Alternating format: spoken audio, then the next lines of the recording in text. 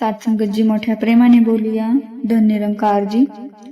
सात्संगत महान विचारवंत स्वामी विवेकानंद यांनी भक्तीविषयी प्रतिपादन करताना म्हणलेलं होतं, भीतीपोटी किंवा गरजेपोटी केली जाणारी भक्ती ही भक्ती होऊ शकत नाही. सात्संगत आजही बघा बऱ्याच प्रमाणात भक्तीचं असं स्वरूप आपल्याला अनेक ठिकाणी पाहायला मिळत आहे की देवाला हे आवडत नाही, देवाला ते आवडत नाही. जाणते अजाणतेपणे तसं काही अनिष्ट घडलं तर देवाचा कोप होईल, देव रागावला तर न जाणू कोणतं आपल्यावर संकट ओढवेल, या भीतीने कित्येक जण देवाला पूजतात, भजतात. त्यालाही अध्यात्मशास्त्राने भक्ती म्हणून स्वीकारलेलं नाही. संतजनांनो, अपेक्षेपोटी केल्या जाणाऱ्या भक्तीतही भौतिक आणि सांसारिक सुख साधनांच्या पूर्ततेची आस आणि अभिलाषा सुप्त किंवा प्रगट रूपाने लपलेली असते. आपल्याला मनोवांछित प्राप्त व्हावं या हेतूने केली जाणारी भक्ती हे सुद्धा भक्ती होऊ शकत नाही. त्यात मुख्यत्वे नवस, सायस, व्रत, उपास, वैकल्य, जप, तप यांचाही समावेश असतो. या दृष्टिकोनातून केलेली भक्ती शास्त्रसंमत होऊ शकत नाही, कारण त्या व्यापारी दृष्टिकोन असतो. संतजनांनो, परमेश्वराच्या हाताने जेव्हा मानव नावाची कलाकृती नावारूपाला आली तेव्हा श्रेष्ठ रचनेचा सन्मान या कलाकृतीला त्याच परमेश्वराने बहाल केला. कारण अतिशय महत्वाचं आणि मौल्यवान असं सारासार विवेक बुद्धीचं सॉफ्टवेअर त्यात लॉन्च केलं गेलं. पण काही व्हायरस या सॉफ्टवेअरला निष्क्रिय करत असल्याची जाणीव होत आहे. कारण परमात्म्याच्या या सारासार विवेक बुद्धीच्या सॉफ्टवेअरचा वापर या यंत्रयुगात केला जात नाही. यंत्रांचा खेळण्याप्रमाणे वापर करणारा हा माणूस स्वतः परिस्थितीच्या हातातलं खेळणं होऊन बसला आहे. म्हणूनच की काय, जन्मदात्या सर्व सुखदाता परमेश्वराशी भक्तीच्या नावाखाली व्यवहार कौशल्य दाखविण्याचं धारिष्ट्य दाखविण्यातही काही गैर वाटत नाही. सात्संगत पुरातन काळ आणि वर्तमान काळ यांच्या तुलनात्मक अध्ययनातून एक गोष्ट निश्चितपणे आपल्या पुढे येते की देव आणि भक्तांचा संबंध आजही जोडला जात आहे. पण गरज, आशा, अपेक्षा किंवा मग भीतीपोटी. त्यामुळेच तर बऱ्याचशा अटींची यादी दामनामध्ये ठेवून देवाची ओवाळणी करत आळवणी केली जाते. एखादी व्यक्ती जेव्हा याचक बनून देवाजवळ जाते तेव्हा तिथे व्यवहार होतो, पण भक्ती नाही.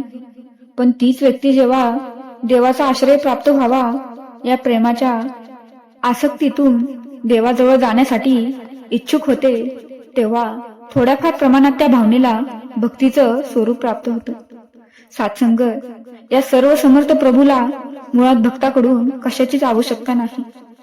संपूर्ण जीवसृष्टीचा अन्नदाता तुमच्या नैवेद्याला आसुसलेला नाही. तो वस्त्र अलंकाराचीही अपेक्षा राखून नाही.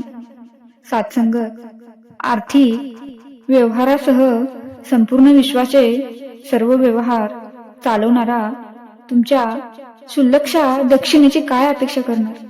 खरं पाहिलं तर देवाला काहीच नको असतं आणि जे नको असतं तेच आपण देवाला देऊन त्याला आपलंसं करण्याचा प्रयत्न करतो. सात्संगतजी लाचलुचपतीसारख्या प्रभावी अवजारांचा प्रयोग आपण देवावरही करतो. पण देव तुमच्या निर्व्याज प्रेमाचा आणि भक्तिभावनेचा भुकेला असतो. हे ज्याला कळतं तो देवाबरोबर कधीही व्यावहारिक आणि व्यापारी दृष्टिकोन ठेवत नाही.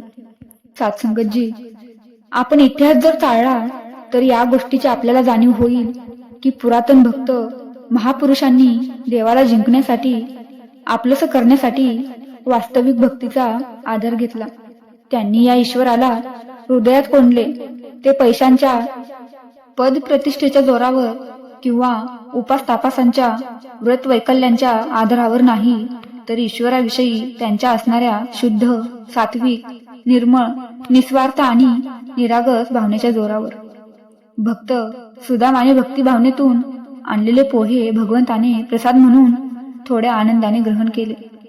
समाजाने उपेक्षित केलेल्या शबरी नावाच्या भिल्लिनीने प्रभू रामाला जिंकले ते उष्टी बोरं खायला घालून नव्हे, तर केवळ शुद्ध निर्मळ भक्ती भावनेतून. संतजनांनो, देव तुमच्या कृतीपेक्षा तुमच्या भावनांना महत्व देतो. मंदिरात किंवा कोणत्याही ठिकाणी देवाचे दर्शन घेताना जो शुद्ध भाव असतो, त्याच प्रमाणात तुम्हाला देवाचे चैतन्य मिळते. सात्संगत फक्त देवाची पूजा करणे पुरेसे नाही हो, तर त्यामागे शुद्ध प्रेम आणि समर्पण असणं आवश्यक आहे. यामुळे भक्त आणि देव यांच्यात एक आत्मिक संबंध निर्माण होतो.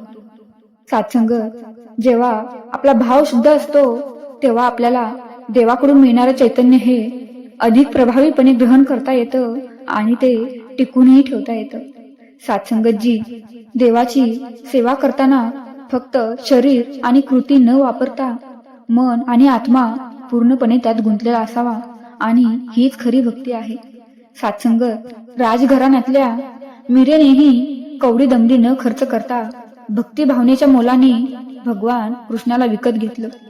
गणिका वेश्याही मनाच्या पावित्र्यामुळे अर्थात प्रभू परमात्म्याविषयी असणाऱ्या शुद्ध आणि एकनिष्ठ भक्ती भावनेच्या आधारावरच भक्त या श्रेणीत गणली गेली होती.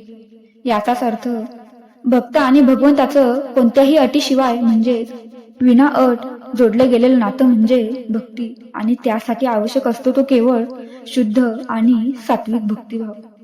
सात्संगतजी, मनात कोणतीही इच्छा अपेक्षा न ठेवता केलेली भक्ती ही अधिक फलदायी असते. सकाम भक्ती फक्त इच्छापूर्ती होते आणि निष्काम भक्ती त्या पलीकडे जाऊनही आत्मिक सुख शांती मिळते. सात्संगतजी, देव हा बाह्य पूजा अर्चा किंवा भौतिक वस्तूंपेक्षा भक्ताच्या निस्वार्थ निर्मळ आणि शुद्ध भावनेला महत्व देतो. सात्संगतजी, जेव्हा मनात कोणतीही इच्छा अपेक्षा न बाळगता आपण पूर्णपणे समर्पित होऊन आणि अंतःकरणातून भक्ती करतो, तेव्हा आपण खऱ्या अर्थाने भगवंताशी जोडले जातो. आणि आपली ही भक्ती निष्काम असावी, त्यात कोणताही स्वार्थ नसावा, केवळ प्रेमापोटी आणि आत्मिक उन्नतीसाठी असावी, ज्यामुळे खरी आध्यात्मिक प्राप्ती होते. सात्संगत, देव हा भौतिक गोष्टींचा नाही, तर तुमच्या शुद्ध हृदयाचा आणि निस्वार्थ भावाचा भुकेला आहे, आणि हीच खरी भक्ती आहे. संतजनांनो, मोठ्या प्रेमाने बोलूया. धन निरंकारजी.